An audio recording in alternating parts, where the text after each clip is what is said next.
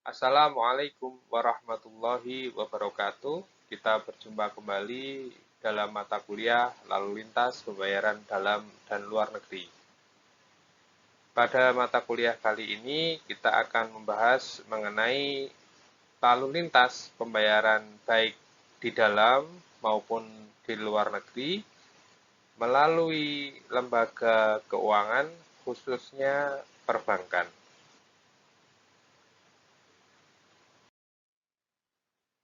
Sebelum kita membahas lebih jauh mengenai lalu lintas pembayaran dalam dan luar negeri, alangkah baiknya kita mengetahui terlebih dahulu ruang lingkup lalu lintas pembayaran.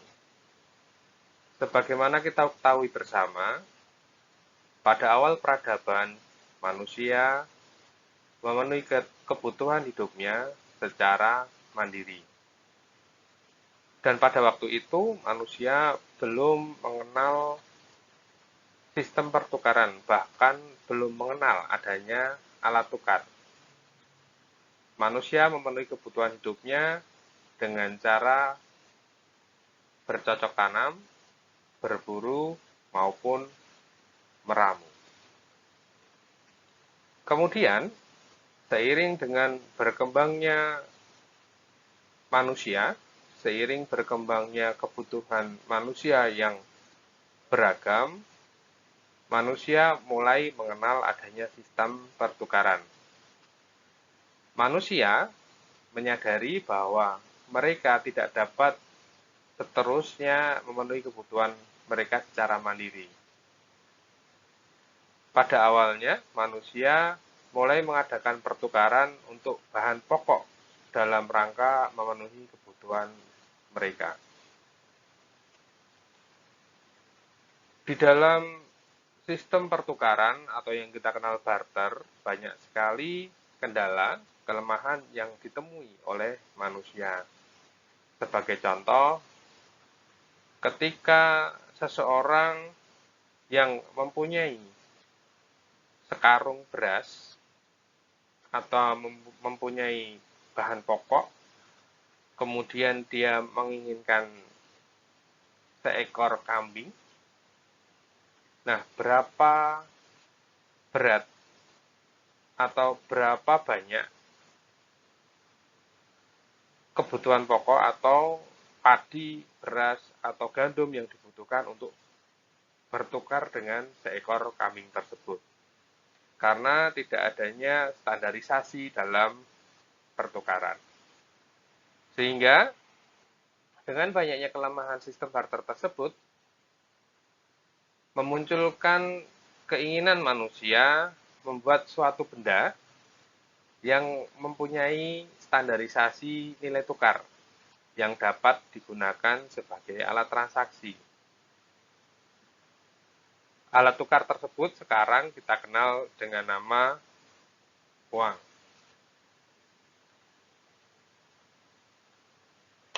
Seiring dengan kemajuan teknologi, kemajuan manusia, kebutuhan manusia yang berkembang, sehingga manusia juga memerlukan kemudahan-kemudahan. Kemudahan ketika bertransaksi maupun kemudahan-kemudahan transaksi keuangan yang lainnya.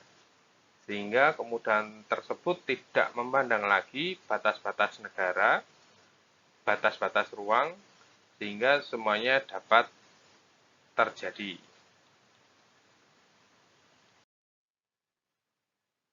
Uang sebagai alat transaksi,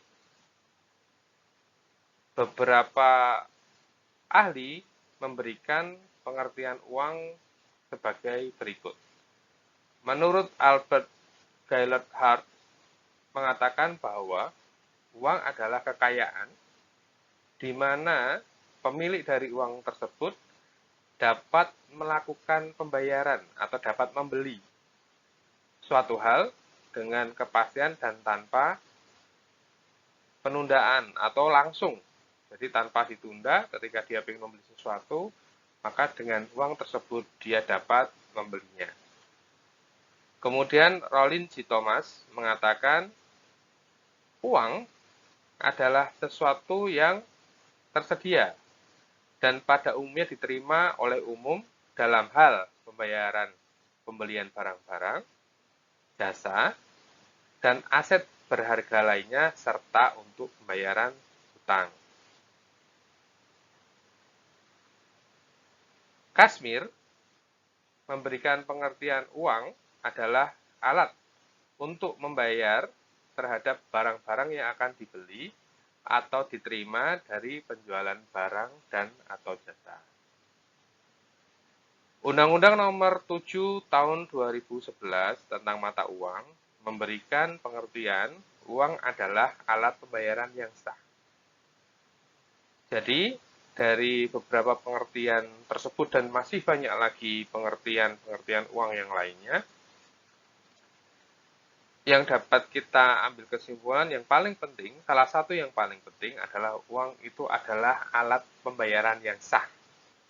Alat tersebut diterima secara umum sebagai uang tersebut diterima umum sebagai alat tukar. Nah, khususnya di negara Kesatuan Republik Indonesia, uang yang digunakan sebagai alat pembayaran yang sah adalah dengan mata uang rupiah. Sebagaimana di awal pembahasan, lalu lintas pembayaran dalam dan luar negeri pada materi kuliah kali ini akan dititikberatkan pada lembaga keuangan, khususnya perbankan.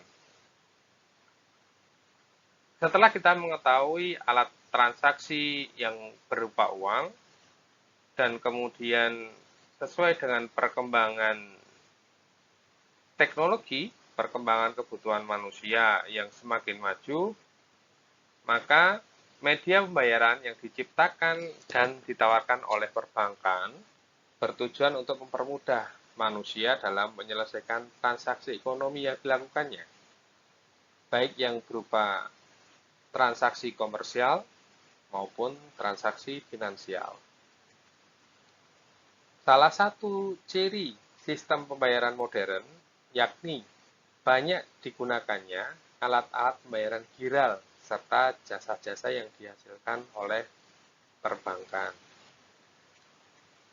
Kita harus memahami terlebih dahulu fungsi dari perbankan secara fundamental, secara dasar, fungsi bank berkaitan dengan kegiatan operasionalnya dapat dikelompokkan menjadi 3, yaitu menghimpun dana, menyalurkan dana, dan menjual produk jasa keuangan dengan tujuan membantu kelancaran transaksi yang dibutuhkan oleh masyarakat. Fungsi bank dalam kegiatan operasional yang nomor 1 dan nomor 2 tersebut di atas, kita kenal bank sebagai lembaga intermediary atau bank sebagai lembaga perantara. Sebagaimana dimaksud dalam Undang-Undang Nomor 7 Tahun 1992 tentang perbankan, pasal 3 mengatakan bahwa fungsi utama perbankan Indonesia adalah sebagai penghimpun dan penyalur dana masyarakat. Jungto, Undang-Undang Nomor 21 Tahun 2008 tentang Perbankan Syariah Pasal 4 Ayat 1 yang mengatakan hal senada, yakni bank syariah dan unit usaha syariah wajib menjalankan fungsi menghimpun dan menyalurkan dana masyarakat. Bank sebagai lembaga intermediary tentunya berada di tengah-tengah. Di tengah-tengah dari nasabah simpanan yang merupakan surplus unit dan nasabah pembiayaan atau nasabah kredit atau nasabah pinjaman yang defisit unit. Sebagai imbal hasil dari apa yang telah diberikan oleh bank, nasabah pembiayaan maupun nasabah pinjaman atau nasabah kredit atau debitur itu memberikan nisbah atau bunga kepada pihak bank sebagai jasa imbal baliknya. Begitu juga bank memberikan timbal balik jasa kepada nasabah simpanan atau surplus unit berupa nisbah atau bunga, sebagaimana di awal telah disepakati atau mengikuti ketentuan timbal hasil atau ketentuan BI rate dari Bank Indonesia. Fungsi bank dalam kegiatan operasional yang ketiga yaitu menjual produk jasa keuangan yang bertujuan untuk membantu kelancaran transaksi yang dilakukan oleh masyarakat. Seperti kita ketahui atau yang sering kita kenal, banyak produk-produk jasa keuangan yang berkaitan dengan teknologi. Sebagai contoh, SMS banking dan internet banking yang di awal-awal perkembangan teknologi membantu kelancaran transaksi yang dilakukan oleh masyarakat. Pada saat ini, ada produk perbankan yang berkaitan dengan teknologi, yakni salah satunya adalah pembayaran secara online yang dikemas dalam mobile banking yang biasa dalam bentuk aplikasi smartphone yang ada di dalam smartphone. Aplikasi tersebut dapat memenuhi atau sebagai alat untuk mempermudah kelancaran transaksi. Sebagai contoh, ketika kita ingin transfer, tidak perlu lagi harus datang ke mesin ATM atau ke bank, ke kantor bank. Cukup dengan menggunakan mobile banking, maka 24 jam dalam 7 hari kita dapat melakukan transfer, tentunya selama dananya ada. Kemudian dengan berbelanja juga kemudahan-kemudahan yang ditawarkan itu dapat dengan mudah kita berbelanja atau melakukan transaksi ekonomi tersebut di atas. Banyak sekali berkembang, khususnya produk-produk layanan jasa keuangan perbankan yang dapat diefisienkan di dalam satu genggaman di dalam smartphone yang kita miliki. Pengertian pembayaran dan lalu lintas pembayaran. Perlu kita ketahui, pembayaran terjadi karena adanya transaksi ekonomi. Apa itu transaksi ekonomi? Transaksi ekonomi yaitu suatu kegiatan pemenuhan kebutuhan hidup manusia yang dapat atau tidak dapat menimbulkan pembayaran. Jadi transaksi ekonomi itu belum tentu menimbulkan pembayaran. Bisa iya atau bisa juga tidak menimbulkan pembayaran. Apa yang dimaksud dengan pembayaran?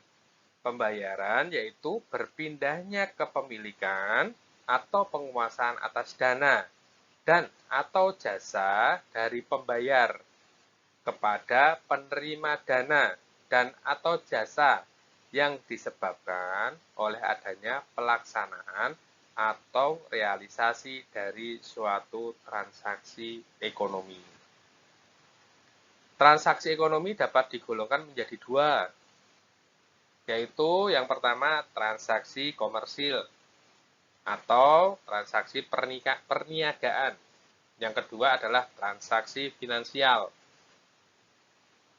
Transaksi komersil yaitu transaksi yang berkaitan dengan jual beli barang dan jasa.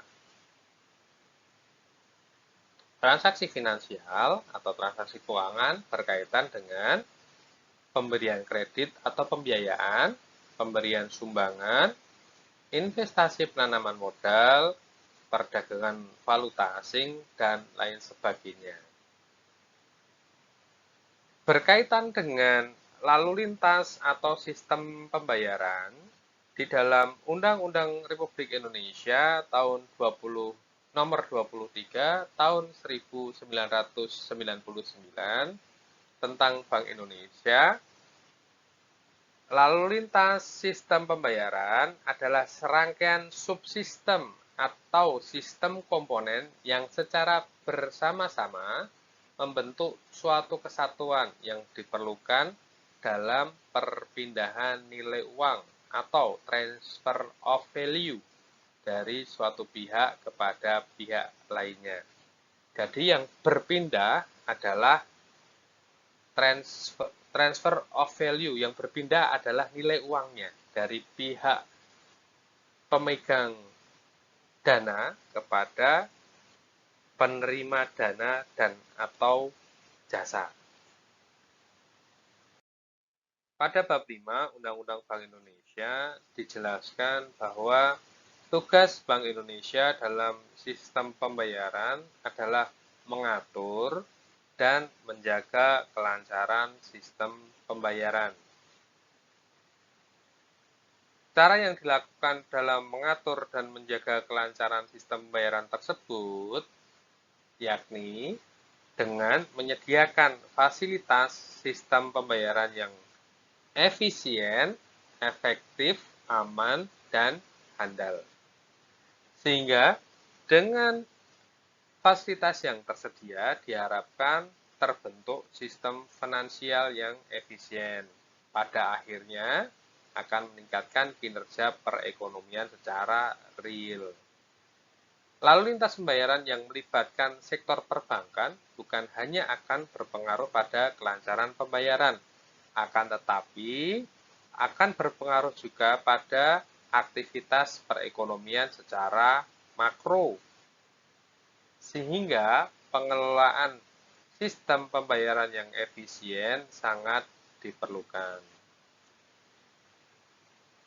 Pentingnya sistem pembayaran yang efisien, efektif, aman, dan handal, yakni untuk menghindari terjadinya berbagai risiko dalam sistem pembayaran yang dapat menimbulkan gangguan pada sistem keuangan. Risiko sistemik yang timbul dikarenakan tidak dikelolanya sistem pembayaran dengan baik berupa risiko likuiditas dan risiko kredit atau pembiayaan yang kemudian berdampak pada sistem keuangan secara keseluruhan. Kemudian kita masuki pada penggolongan lalu lintas pembayaran. Lalu lintas pembayaran digolongkan menjadi dua, yaitu lalu lintas pembayaran tradisional dan lalu lintas pembayaran modern. Lalu lintas pembayaran tradisional yaitu ditemukan dalam kehidupan masyarakat yang masih sederhana. Transaksi yang dilakukannya pun belum atau tidak serumit masyarakat yang hidup di kota-kota besar. Ciri lalu lintas pembayaran tradisional yaitu 1. Antara si pembayar dan si penerima pembayaran saling bertemu. Mereka bertatap muka. Kemudian yang kedua, pembayaran dilakukan dengan uang tunai atau uang kartal dan diserahkan langsung oleh si pembayar kepada si penerima. Yang ketiga, tidak memerlukan jasa bank sebagai perantara. Yang kedua, lalu lintas pembayaran modern. Lalu lintas pembayaran modern ini terjadi dikarenakan kebutuhan transaksi yang dilakukan oleh masyarakat semakin beragam dan rumit. Sebagai contoh, si A, pedagang, akan melakukan impor atau ekspor barang dari atau ke luar negeri. Tentunya untuk melakukan transaksi dengan rekan bisnis yang berada di beda negara, diperlukan sistem pembayaran yang lebih kompleks dan mata uang yang digunakan untuk bertransaksi pun dapat juga berlainan. Ciri-ciri lalu lintas pembayaran modern, yaitu yang pertama, alat pembayaran yang digunakan lebih bervariasi. Yang kedua, pembayar dan penerima tidak perlu saling bertemu, atau kebanyakan tidak saling bertemu. Kemudian, jasa bank diperlukan mutlak dalam lalu lintas pembayaran ini. Yang keempat,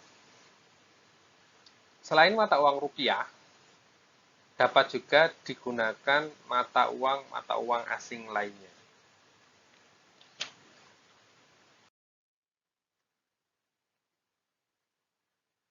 Instrumen lalu lintas pembayaran. Penggolongan media pembayaran dalam lalu lintas pembayaran dikelompokkan menjadi 4. Yang pertama, media pembayaran dengan uang tunai atau uang kartal,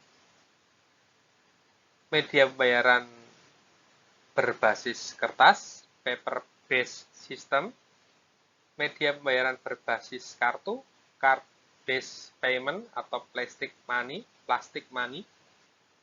Yang keempat, media pembayaran berbasis elektronik payment.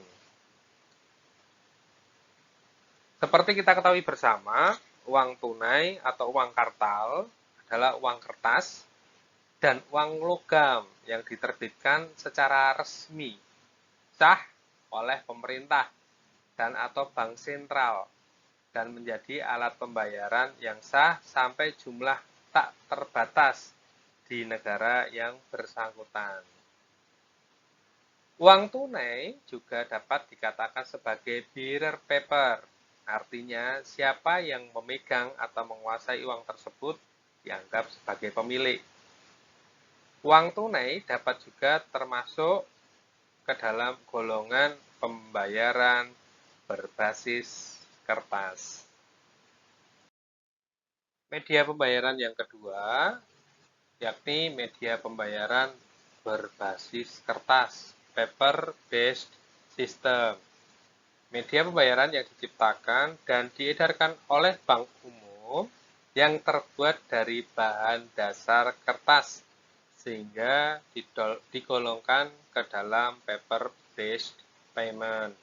Contoh, cek, biliet giro atau BG, surat bukti penerimaan transfer, nota debit, dan nota kredit. Menurut Undang-Undang Nomor 10 Tahun 1998 tentang perbankan, giro adalah simpanan yang penarikannya dapat dilakukan setiap saat dengan menggunakan cek, biliet giro, sarana perintah pembayaran lainnya, atau dengan pemindah bukuan. Media pembayaran giral adalah media pembayaran yang berkaitan dengan rekening giro. Media pembayaran giral dalam praktek perbankan meliputi cek, BG, biliet giro, wesel bank, surat bukti penerimaan transfer. Media pembayaran berbasis kertas berikut akan dijelaskan. Media pembayaran berbasis kertas meliputi cek, biliet giro, wesel, dan travel check. Yang pertama, cek. Pengertian dan dasar hukum. Cek adalah perintah tanpa syarat untuk membayarkan sejumlah uang tertentu kepada si penerima yang namanya dituliskan dalam cek atau yang membawa cek tersebut pada hari bayar tertentu. Perintah membayar dapat dilakukan oleh seseorang kepada pihak lainnya karena orang yang memberi perintah membayar tersebut memiliki tagihan kepada pihak lain. Dasar hukum cek diatur di dalam Kitab Undang-Undang Hukum Dagang. Pasal 178 sampai dengan pasal 229. Di samping itu, terdapat juga tambahan penjelasan yang dimuat dalam Surat Edaran Bank Indonesia. Setelah kita mengetahui pengertian cek, kita mencoba pahami karakteristik dari cek. Karakteristik cek itu ada 6. Yang pertama ada kata ceknya tentunya. Di sini ada kata cek. Kemudian perintah tak bersyarat untuk membayar sejumlah uang tertentu. Di sini ada kalimat atas pembayaran penyerahan cek ini dibayarlah kepada, ini bayarlah kepada. Kemudian yang ketiga, nama si tertarik atau bank, nama bank. Kemudian yang keempat, tempat di mana pembayaran harus dilakukan. Di kancah, kalau di sini ditulis di kantor cabang Sudirman Jakarta. Kemudian nomor 5, tanggal dan tempat cek dikeluarkan. Nah, jangan lupa ini dicantumkan di dalam cek. Jadi tanggal dan tempat penarikan harus dicantumkan. Kemudian ada tanda tangan si penarik. Nah, apa itu penarik? Penarik itu orang atau badan usaha atau badan hukum pemilik dari rekening giro atau fasilitas rekening khusus yang menerbitkan cek. Jadi, penarik ini yang mempunyai dana di dalam rekening gironya. Kemudian, apa itu bank tertarik? Bank tertarik itu adalah bank yang diperintahkan oleh penarik untuk melakukan pembayaran atau pemindah bukuan sejumlah dana dengan menggunakan cek. Jadi, bank tertarik itu bank di mana terdapat dana dari si penarik. Kemudian pemegang. Pemegang cek adalah dapat orang atau badan hukum yang berhak memperoleh pembayaran atau pemindah bukuan dari bank tertarik. Tanggal tertarik atau tanggal penarikan, tanggal yang tercantum pada cek dan merupakan tanggal diterbitkannya cek. 6 karakteristik cek yang telah disebutkan di atas merupakan syarat formal yang wajib ada di dalam cek. Apabila tidak terpenuhi, maka cek dianggap tidak berlaku dan boleh menolak pembayaran atas cek tersebut. Terdapat pengecualian terhadap syarat formil tersebut berkaitan dengan tempat di mana pembayaran harus dilakukan. Jika tempat pembayaran tidak secara jelas dinyatakan dalam cek, maka tempat atau alamat yang tertulis di samping nama bank, yang di sini, yang di lingkar merah, dianggap sebagai tempat di mana bank akan melakukan pembayaran cek tersebut. Di sini tertulis kecil juga, dapat diuangkan di seluruh kantor Bank Danamon, peserta clearing luar wilayah. Jadi, kalau tidak dijelaskan secara jelas tempat akan ditarik di mana, maka yang tertulis di samping tulisan Bank Danamon ini merupakan tempat di mana cek dicairkan. Atau ketika merujuk di tulisan yang kecil ini, maka cek dapat dicairkan di seluruh Bank Danamon beserta clearing luar wilayah.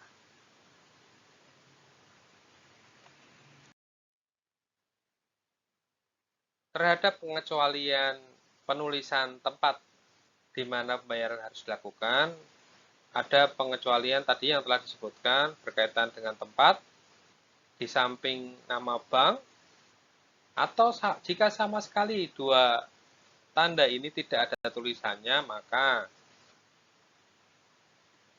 cek harus dibayarkan di tempat kedudukan kantor pusat bank tertarik. Jadi ketika dua tulisan ini tidak ada, maka harus dicairkan di kantor pusat bank tertarik. Jumlah uang di dalam cek. Ketentuan lain yang harus dipenuhi berkaitan dengan jumlah nominal uang harus lengkap dan baik dalam angka maupun huruf. Misalnya tertulis dalam angka Rp 1 juta, harus dilengkapi dengan penulisan huruf 1 juta rupiah. Penulisan nominal dalam angka dan huruf tidak lengkap akan menyebabkan cek tersebut ditolak pembayarannya oleh bank.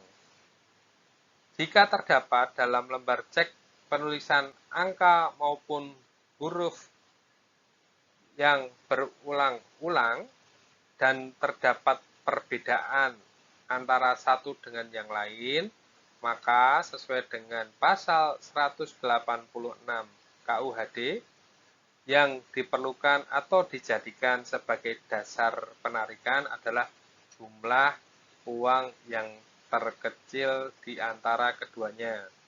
Sebagai contoh, tertulis Rp 10 juta di dalam angka 1 dengan angka 07. Akan tetapi di dalam penulisan hurufnya ditulis 1 juta rupiah. Maka yang dijadikan sebagai dasar penarikan adalah jumlah uang yang terkecil di antara keduanya, yaitu 1 juta rupiah. Penulisan nominal dalam cek, baik berupa angka dan huruf yang tidak melengkap, akan menyebabkan juga cek tersebut ditolak pembayarannya oleh bank. Apabila terdapat kesalahan penulisan, semisal di dalam cek tersebut, di dalam kesalahan penulisannya ketika dicoret pada bagian yang salah harus ada tanda tangan penarik cek.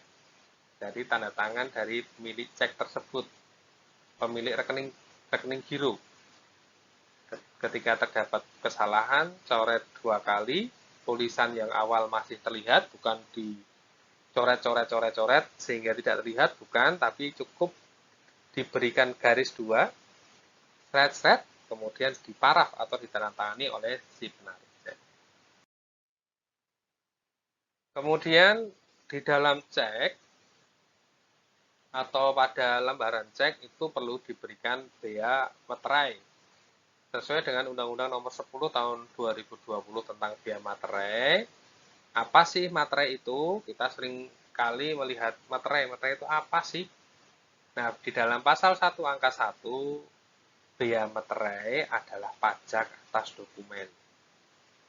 Kemudian di dalam pasal 1 angka 2-nya, dokumen adalah sesuatu yang ditulis atau tulisan dalam bentuk tulisan tangan, cetakan, atau elektronik yang dapat dipakai sebagai alat bukti atau keterangan. Pada pasal 1 angka 4, materai adalah label atau cari dalam bentuk tempel, elektronik atau bentuk lainnya yang memiliki ciri dan mengandung unsur pengaman yang dikeluarkan oleh pemerintah Republik Indonesia yang digunakan untuk membayar pajak atas dokumen. Jadi materai bukan hanya yang ditempel, kita beli di kantor pos, kemudian ditempelkan ke dalam dokumen, yang nominalnya sekarang ada nominal 10.000, tapi juga ada materai yang dalam bentuk elektronik atau terang, biasanya digesek ketika kita ke kantor pos, itu juga bisa dilakukan. Sesuai dengan pasal 3 Undang-Undang Nomor 10 Tahun 2020, dokumen apa saja yang wajib ada dibubui dengan materai atau dikenakan bea materai. Objeknya apa saja? Ada 8. Yang pertama, surat perjanjian, surat keterangan, surat pernyataan, atau surat yang lain yang sejenis, beserta rangkapannya. Yang kedua, akta notaris, beserta glose, salinan, dan kutipannya. Yang ketiga, akta pejabat pembuat akta tanah, beserta salinan dan kutipannya. Yang keempat, surat berharga dengan nama dan dalam bentuk apapun. Yang kelima, dokumen transaksi surat berharga termasuk dokumen transaksi kontrak berjangka dengan nama dan dalam bentuk apapun. Yang keenam, dokumen lelang yang berupa kutipan risalah lelang, minuta risalah lelang, salinan risalah lelang, dan brose risalah lelang. Yang ketujuh, dokumen yang menyatakan jumlah uang dengan nominal uang lebih dari 5 juta rupiah. Yang menyebutkan penerimaan uang atau berisi pengakuan bahwa utang seluruhnya atau sebagiannya telah dilunasi atau diperhitungkan. Yang kedelapan, dokumen lain yang ditetapkan dengan peraturan pemerintah.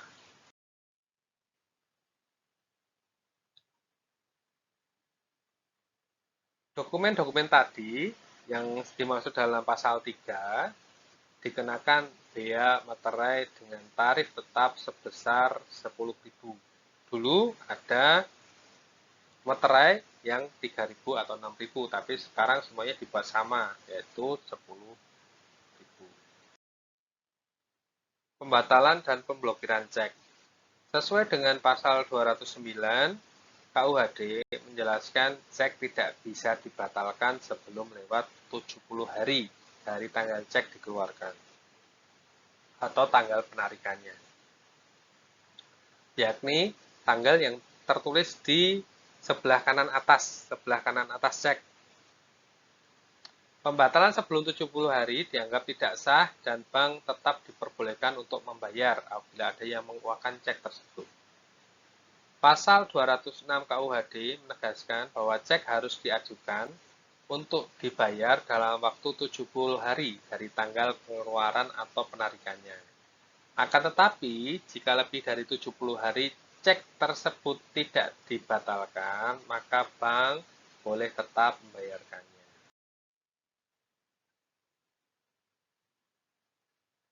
Penarik tidak dapat membatalkan cek selama tenggang waktu penunjukan. Jadi, untuk pembatalan cek selama tenggang waktu penunjukan yaitu 70 hari tadi, maka penarik tidak dapat membatalkan cek. Pembatalan cek hanya dapat dilakukan setelah tenggang waktunya berakhir, penunjukan ceknya berakhir, yaitu lebih dari 70 hari. Pembatalan cek hanya dapat dilakukan oleh penarik dengan cara menyampaikan surat permohonan pembatalan cek kepada bank tertarik secara tertulis, yang paling sedikit memuat informasi nomor cek, tanggal penarikan cek, nilai nominal cek, dan tanggal mulai berlakunya pembatalan. Pada surat tersebut juga dilampirkan fotokopi identitas diri pemilik rekening. Penarik dapat mengajukan permintaan pemblokiran bayar cek dengan alasan hilang atau dicuri. Kemudian pemblokiran. Kalau yang di atas tadi 4 pembatalan cek. Untuk pemblokiran cek, untuk melakukan pemblokiran cek hilang, bank tertarik melakukan pemblokiran cek berdasarkan surat permintaan pemblokiran cek dari penarik yang disertai surat keterangan asli kehilangan dari kepolisian. Jadi, cek hilang itu pemilik dari cek atau penarik cek, pemilik rekening giro itu harus datang ke kepolisian setempat, kemudian melaporkan surat kehilangan. Surat kehilangan tersebut disampaikan kepada bank dengan surat permintaan pemblokiran cek dari pemilik rekening atau penarik. Kemudian untuk pemblokiran cek karena penarik diduga terkait dengan tindak pidana, bank tertarik melakukan pemblokiran cek berdasarkan surat dari instansi yang berwenang. Jadi ketika pemilik rekening giro atau penarik dari cek itu tersangkut dengan perkara pidana, maka bank tertarik dapat melakukan pemblokiran berdasarkan surat dari instansi yang berwenang. Instansi yang berwenang tentunya bisa dari kepolisian, bisa dari kejaksaan, maupun dari pengadilan. Daluarsa dan batas waktu pengajuan cek. Daluarsa dan batas waktu pengajuan cek terkait dengan batas waktu di mana cek harus diajukan yakni 70 hari. Maka selama 70 hari tersebut, bank harus membayar cek jika dana dan syarat formil cek terpenuhi. Tadi sesuai dengan pasal 206 KUHD. Si penarik boleh membatalkan cek tersebut setelah lebih dari 70 hari. KUHD pasal 209. Jika tidak dibatalkan, maka setelah 70 hari, bank tetap boleh membayarkan selama dana tersedia dan syarat lainnya terpenuhi. Berdasarkan batas waktu pengajuan cek, maka daluarsa cek adalah 250 hari dari tanggal pengeluaran. Pasal 229 KUHD yang menjelaskan bahwa masa daluarsa cek adalah 6 bulan sesudah batas waktu pengajuan cek. Jika dijumlahkan dari batas waktu pengajuan cek, yaitu 70 hari, dari tanggal pengeluaran ditambah 6 bulan atau 180 hari, maka dapat ditetapkan masa daluarsa cek adalah 250 hari. Setelah itu, bank tidak diperbolehkan lagi untuk melakukan pembayaran atas cek tersebut. Nah, dapat diilustrasikan tertulis 1 Januari 2018, tanggal penarikannya 70 hari, berarti penarik atau pemilik rekening giro dari cek yang akan ditarik tersebut wajib menyediakan dana sebesar yang tertera di dalam cek tadi. Tanggal 11 Maret, selang 70 hari, maka merupakan tanggal berakhir masa pengunjukan. Selama tenggang waktu pengunjukan 70 hari, kemudian setelah itu sampai 6 bulan ke depan, penarik tetap wajib menyediakan dana apabila cek tidak dibatalkan. Jadi ketika lebih dari 70 hari, cek boleh di sini 70 hari lebih 1, cek boleh dibatalkan atau diblokir. Di sini boleh. Tapi apabila tidak dibatalkan, selama 6 bulan ke depan setelah tanggal pengunjukan, setelah 70 hari tanggal pengunjukan, 6 bulan ke depan, penarik harus wajib tetap menyediakan dana. Setelah 6 bulan plus 70 hari, maka cek menjadi daluarsa atau kewajiban penyediaan dana menjadi hapus. Jadi 70 hari tenggang waktu pengunjukan, 6 bulan tetap wajib menyediakan dana, tapi apabila penarik akan membatalkan, boleh. Kemudian setelah itu cek dinyatakan daluarsa.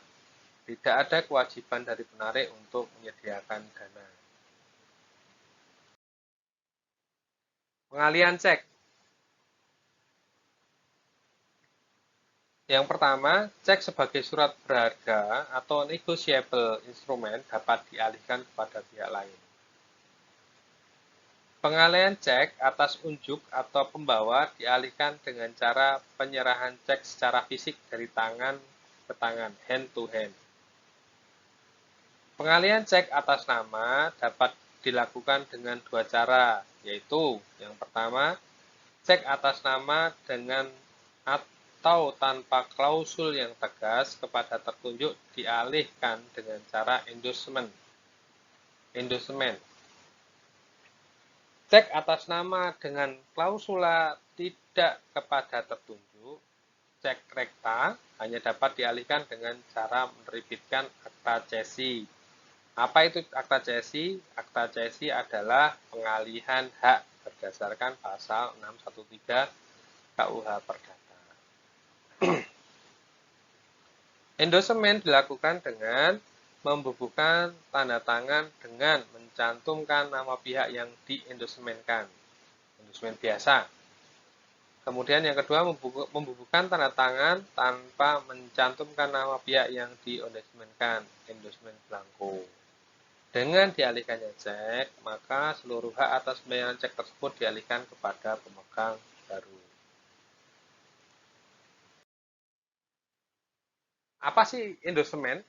Nah, kalau kita seringkali mendengar endorsement, bukan endorse seperti ini ya, seperti produk-produk, tapi endorsement yang dalam cek ini berarti pernyataan yang ditulis di belakang surat berharga. Kata endorse sendiri berarti belakang. Pernyataan itu maksudnya untuk memindahkan hak tagih. Dengan endorsement, semuanya hal yang berkaitan dengan surat itu beralih pada orang lain yang menerima pengalihannya tersebut. Endorsement menurut pasal 111 ayat 1 KUHD harus dilakukan tidak bersyarat. Setiap klausul yang memuat persyaratan tertentu yang tercantum di dalamnya dianggap tidak tertulis.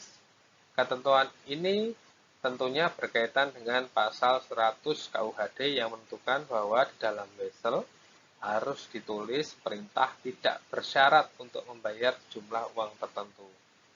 Seandainya endorsement disertai syarat, supaya endorsementnya tetap sah, ditentukan bahwa syarat semacam itu dianggap tidak tertulis atau tidak ada. Jadi pengalihan kepada seorang lainnya yang dilakukan dengan endorsement dan di situ terdapat syarat dialihkan apabila 1, 2, 3, maka syarat tersebut dianggap tidak ada dan tidak wajib dilakukan oleh bank penarik. Perubahan cek. Apabila terdapat perubahan penulisan pada cek atau kesalahan tulisan pada cek, maka penarik harus mencoret tulisan yang salah tersebut atau tulisan sebelumnya. Tulisannya pun atau pencoretannya pun aturannya hanya digaris atau dicoret 1 atau 2 kali. Dengan catatan tulisan yang lama itu masih terlihat. Tidak boleh dicoret kemudian dicoret-coret sehingga tebal dan tulisan awalnya tidak terlihat. Itu tidak boleh, hanya boleh dicoret sekali atau 2 kali dengan ketentuan tulisan awal masih terbaca. Kemudian tulisan yang benar atau setelah koreksi tulisan yang benar ditulis seperti apa? Kalau dalam contoh ini Ani Santika, tulisan yang salah, kemudian yang benar adalah Ani dengan double N, dan Cantika, Ani Cantika, kemudian yang benar ditulis di dekatnya atau di atasnya. Setelah itu penarik membubuhkan tanda tangan di tempat terdekat dari perubahan tersebut. Kalau ini di samping. Kemudian kita akan masuk ke dalam jenis-jenis cek. Yang pertama, cek atas nama, unorder, yaitu cek yang menuliskan dengan jelas siapa orang yang berhak menerima pembayaran pada saat cek tersebut dicairkan atau diuangkan. Dalam hal ini, kata-kata atau pembawa dalam cek harus dicoret. Ini harus dicoret. Jenis cek ini mensyaratkan orang yang tercantum namanya dalam cek yang boleh atau wajib mencairkan cek tersebut. Jika terpaksa harus dicairkan oleh orang lain atau pihak lain, maka harus dilakukan endorsement pada cek tersebut. Pemindahan hak atas dana yang terdapat pada cek atau wesel yang kita kenal dengan endorsement adalah pemindahan hak atas dana yang terdapat pada cek atau wesel dari yang berhak menerima pembayaran kepada pihak lain yang ditunjuk oleh si penerima pembayaran dengan cara menandatangani di belakang cek atau wesel tersebut. Jadi di belakangnya ada endorsement kepada siapa endorsement tersebut atau pemindahan hak tersebut diberikan. Kemudian yang kedua, cek atas unjuk adalah cek yang tidak menuliskan atau mencantumkan nama seorang yang berhak menerima pembayaran dan kata-kata atau pembawa dalam cek tersebut tidak dicoret.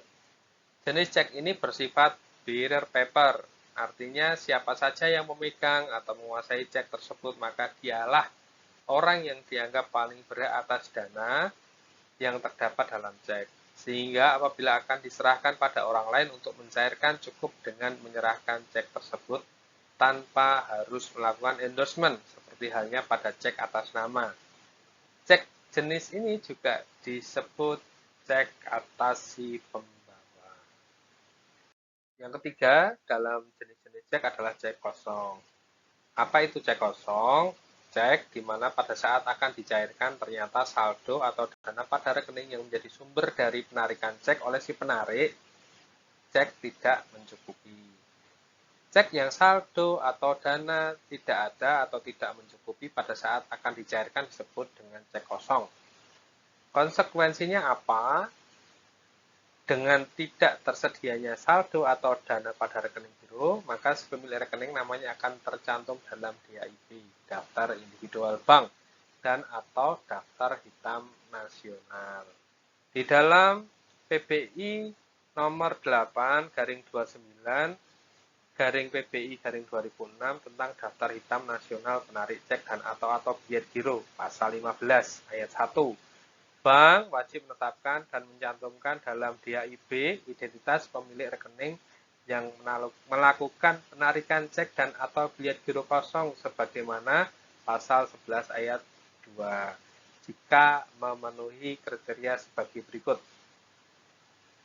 Melakukan penarikan cek dan atau bilet giro kosong yang berbeda sebanyak 3 lembar atau lebih dengan nilai nominal masing-masing di bawah 500 juta pada bank tertarik yang sama dalam jangka waktu 6 bulan atau melakukan penarikan cek dan atau BG kosong 1 lembar dengan nilai nominal 500 juta. Jadi apabila melakukan penarikan tapi rekeningnya kosong dengan nominal di bawah 500 juta, itu ketentuannya adalah 3 lembar cek atau lebih. Masing-masing nilainya di bawah 500 juta. Atau hanya cukup 1 lembar cek, tapi nominalnya 500 juta atau lebih. Maka harus wajib dicantumkan identitas pemilik rekening di dalam DHIP. Jenis cek yang keempat adalah cek mundur. Cek mundur adalah cek yang dikeluarkan oleh si penarik dengan tanggal kemudian atau mundur.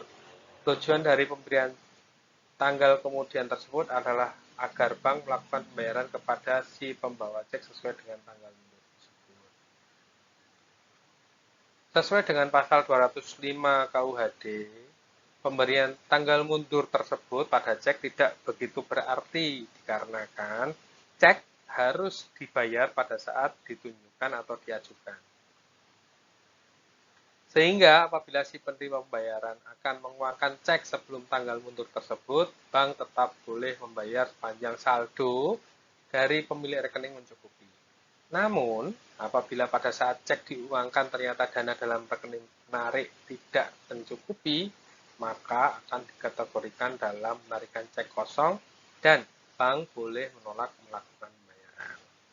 Jadi penulisan tanggal mundur di dalam cek itu merupakan strategi dari pemilik dari rekening mengatur cash flow-nya. Akan tetapi, sesuai dengan pasal 205 KUHD, hal tersebut tidak begitu berarti. Karena ketika si penerima cek atau pembawa cek tersebut mengajukan sebelum tanggal tersebut, maka bank tetap wajib mencairkan sepanjang dana dari si penarik atau dana di dalam rekening giro tersebut ada. Jenis cek yang kelima adalah cek silang. Apa itu cek silang? Cek silang adalah cek yang dapat berubah fungsi dari yang semula tunai menjadi media pemindah bukuan atau market clearing. Sehingga cek silang hanya dapat dibayarkan oleh bank tertarik kepada bank lain melalui clearing atau dibayarkan kepada nasabahnya dengan cara pemindah bukuan. Ataupun untuk pengamanan cek, penarik atau pemegang dapat membatasi pihak yang dapat menerima pembayaran atas cek tersebut, yaitu melalui cek silang atau cek bersilang, yaitu membatasi orang-orang dan atau bank tertentu yang dapat menerima pembayaran atas cek tersebut dengan menyilang cek. Jadi fungsi utama dari cek itu adalah si pembawa cek membawa cek kepada pihak bank tertarik, kemudian pembawa cek akan menerima uang tunai. Akan tetapi dengan cek silang ini, maka cek dapat berubah fungsi yang semula harus dicairkan tunai atau diuangkan kemudian si pembawa mendapatkan uang menjadi media pemindah bukuan atau hanya memindahkan nominal saldo kepada rekening yang lain. Cek silang terdiri dari dua jenis, yaitu cek silang umum dan cek silang khusus.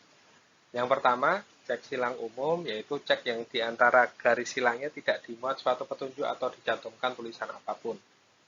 Konsekuensi dari cek silang umum adalah bank tertarik hanya dapat membayarkan cek tersebut dengan cara yang pertama, pemindah bukuan kepada nasabah di bank lain selain bank tertarik. Atau yang kedua, tunai maupun pemindah bukuan kepada nasabah di bank tertarik. Jadi, dengan diberikan silang, maka metode pembayaran yang awalnya tunai berubah menjadi pemindah bukuan kepada nasabah di bank selain bank tertarik atau di bank tertarik atau pemindah bukuan kepada nasabah di bank tertarik. Jadi, prinsipnya adalah dari tunai menjadi pemindah bukuan. Yang kedua, cek silang khusus. Apa itu cek silang khusus? Cek yang diantara garis silangnya dimuat atau dicantumkan nama suatu bank. Konsekuensi dari cek silang khusus adalah bank tertarik hanya dapat melakukan pembayaran kepada bank yang namanya dicantumkan dalam cek silang khusus. Dalam hal nama bank yang dicantumkan dalam cek silang khusus adalah nama bank tertarik sendiri, maka cek silang khusus tersebut dapat dibayarkan kepada nasabah bank tertarik. Kemudian jenis cek selanjutnya adalah cek perhitungan, yaitu membatasi pembayaran cek hanya secara pemindah bukuan. Pembatasan pembayaran cek dilakukan dengan menulis pada halaman depan cek dengan arah miring untuk dimasukkan ke dalam rekening atau pernyataan bisnis. Cek hilang. Apabila terjadi pemilik atau pemegang cek kehilangan cek yang dimilikinya, atas kehilangan tersebut dia dapat melaporkan ke bank tempatnya memiliki rekening. Laporan kehilangan tersebut akan diperhatikan oleh bank sepanjang dilakukan secara tertulis dan disertai dengan surat kehilangan laporan kehilangan dari kepolisian. Berdasarkan laporan tersebut, apabila cek yang dinyatakan hilang tersebut diajukan kepada bank untuk diuangkan, maka bank akan menolak pembayaran dan akan melakukan konfirmasi kepada pelapor dan kepolisian yang telah menerima laporan kehilangan cek tersebut. Jadi, apabila terdapat kehilangan cek, maka harus dilakukan secara tertulis. Yang pertama, laporan lisan tidak akan diproses. Kemudian yang kedua, selain secara tertulis, dilampirkan juga surat keterangan laporan kehilangan dari kepolisian. Jadi dua hal tersebut tertulis, kemudian yang kedua surat keterangan laporan kehilangan dari kepolisian setempat.